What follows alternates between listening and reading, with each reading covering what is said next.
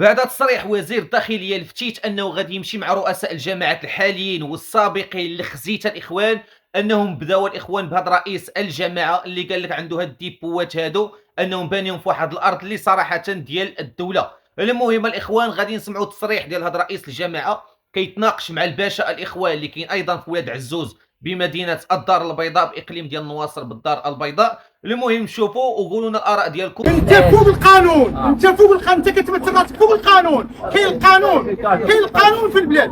نعم والله ما غنزل تحضر وكيل الملك، والله ما ننزل. كنطالب السيد وكيل الملك يحضر بان كاين حكم باسم جلاله الملك، كاين حكم باسم جلاله الملك. الوراق دوري انا كنطالب السيد وكيل الملك يحضر، كاين حكم باسم جلاله الملك. علاش ننزل؟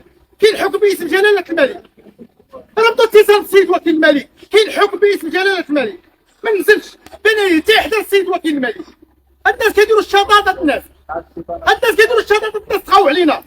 انا ما كنطالبش شي حاجه، انا كنطالب البث ديال المحكمه، تبت المحكمه في الملف ومرحبا. انا ما كنحبسهمش على الهد، ولكن ما يديروش الشطاط. تبت المحكمه في الملف ومرحبا بهم.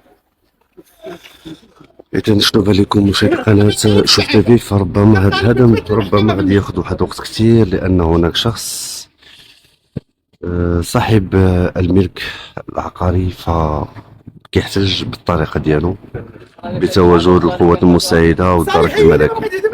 وانا راه بيني وبينك دعوه، راه بيني وبينك دعوه. انت علاش رفضتي التبليغ بعدا؟ علاش رفضتي التبليغ انت؟